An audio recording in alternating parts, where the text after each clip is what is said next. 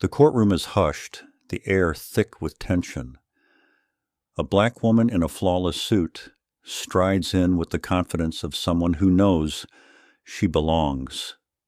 But a prejudiced officer, blinded by bias, stops her, ignoring her FBI badge. With a smirk, he snatches her ID, accuses her of forgery, and tries to cuff her in front of a stunned crowd. What he doesn't know is that in 7 minutes, his world will crumble under the weight of the truth she holds. This is the story of Janelle Carter, a federal agent who turned humiliation into an unforgettable reckoning. Buckle up, because what happens next will leave you speechless. It was a Wednesday morning in the courthouse in Charlotte, North Carolina. The air felt heavy, as if the marble walls held decades of unspoken injustices.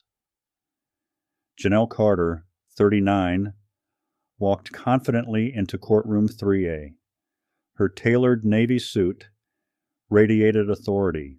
In her hand was a black leather briefcase containing a USB drive loaded with evidence that could dismantle a system. Recordings, testimonies, and footage exposing police corruption. That day, she wasn't just a witness. She was the spark that would ignite a hidden truth. Janelle grew up in Augusta, Georgia, where quiet strength was learned on front porches and street corners, not in classrooms. Her mother worked double shifts as a custodian, and her father vanished before she turned 10. Janelle learned to carry herself tall, even under suspicious stares. By 16, she knew the rules by heart. Keep quiet, stay sharp, always have ID ready. That resilience led her to the FBI, not through connections, but through a steely will that set her apart in a world that constantly underestimated her. But that Wednesday morning, as she approached the courthouse security checkpoint, an officer stopped her. Derek Larson, a white man in his late 40s with 22 years on the force, eyed her with disdain. Her clearly displayed FBI badge was dismissed. "That's fake," Larson growled, blocking her path. "You don't belong here." Without listening, without verifying, he grabbed her arm and twisted it behind her back.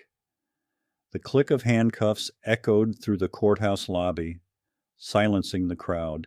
Judges, lawyers, reporters. Everyone watched. No one stepped in. Janelle, cheek pressed against a wooden railing, felt rage burn hotter than fear. She wasn't just a federal agent.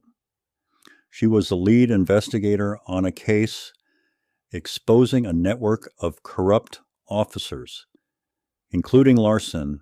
In her briefcase, now on the floor, were the very files that could ruin him. Recordings of him ordering falsified reports, intimidating witnesses, and targeting minorities. But he didn't know that. "Where'd you get this badge?" "Steal it?" Larson sneered, holding her ID like it was a joke. A few officers chuckled, but the crowd didn't.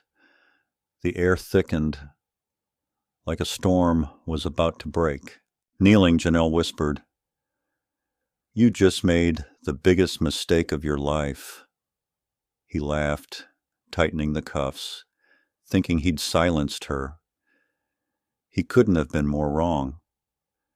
Janelle sat in a holding cell, red marks still visible on her wrists. A young officer offered water, mumbling an apology. She didn't respond. She didn't need pity. She needed clarity. What had just happened wasn't a mix-up. It was a revelation of how little the system had changed. Even with a badge, rank, and the truth, she'd been reduced to a stereotype in seconds. Outside, the courthouse buzzed. Reporters caught snippets of the incident on video. Photos spread online. The judge paused the session, but everyone knew why. The woman set to testify had been humiliated by the very man she'd come to expose. Yet Janelle returned to the courtroom.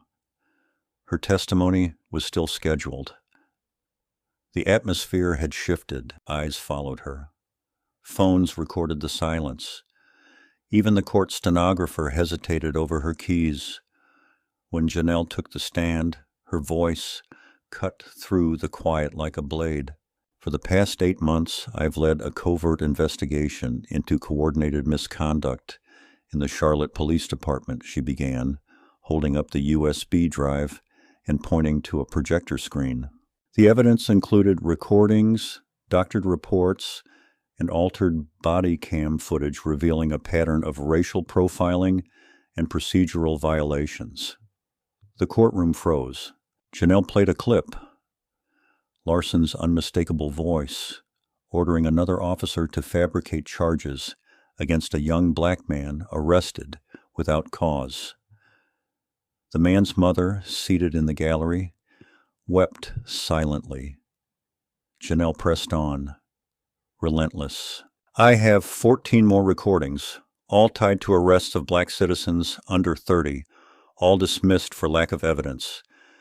The pattern is clear, the intent undeniable. Larson, sweating, whispered frantically to his lawyer. His arrogance faded with every word Janelle spoke. When the prosecutor asked if she could name the officer who'd threatened her 3 weeks prior, she didn't hesitate.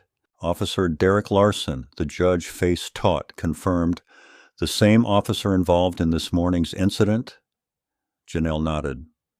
Yes, Your Honor, which is why I request the remainder of my testimony be protected under federal privilege. I believe my safety is at risk. The judge agreed, and the courtroom's mood shifted. Larson was no longer an authority figure. He was a name in a case, a voice on tape, a badge turned weapon. The next day, Janelle returned to the courthouse in the same suit, same briefcase, but with a different energy. Reporters had tripled. Cameras swarmed. The city was watching.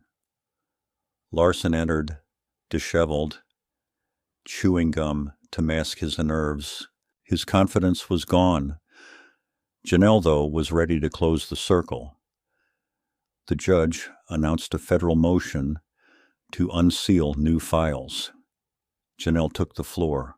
This morning, I filed an emergency motion approved by my FBI supervisor to unseal additional evidence and request immediate disciplinary action against Officer Derek Larson.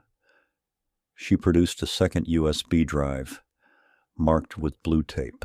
It held 28 minutes of audio from a confidential source under Larson's command, detailing instructions to manipulate reports, pressure junior officers, and silence civilians. Larson shouted, "That's a lie! It's a setup!" But Janelle didn't flinch. Can you explain what you meant when you said, "I'm untouchable, the whole system's in my pocket"? She asked. That's your voice on the recording, isn't it, officer? The judge allowed her to proceed. Janelle played a video of Larson in a dark parking lot, handing over a file with altered testimony, his frozen face on the screen, a silent indictment. Your Honor, we request the immediate detention of Officer Derek Larson for obstruction of justice and conspiracy to interfere with a federal investigation, Janelle stated. The judge, grim-faced, ordered, Sheriff, take Officer Larson into custody. Incredibly, Larson muttered, You're believing her over me? But no one defended him. Handcuffs clicked onto his wrists, the echo of a final note. Janelle stepped close enough for him to hear. Did you really think I wouldn't have the last word? The case didn't end with Larson. Janelle, alongside her attorney, Michelle, and a remorseful officer, Kevin Torres, exposed a corruption network stretching beyond Charlotte. They reopened a 6-year-old case about a young officer who'd tried to blow the whistle on brutality and was found dead. Officially a suicide, but inconsistencies suggested murder. That case sparked a broader inquiry, and Janelle's federal task force uncovered systemic abuses nationwide. Torres gave public testimony inspiring reforms and whistleblower protections. Michelle became an unstoppable force in court. Larson was convicted on multiple charges, his fall a symbol that no one is above the law. Janelle earned a promotion to a senior FBI role, rewriting policies and training a new generation of agents. But she never forgot the cost. Sleepless nights, threats, the stares that followed her.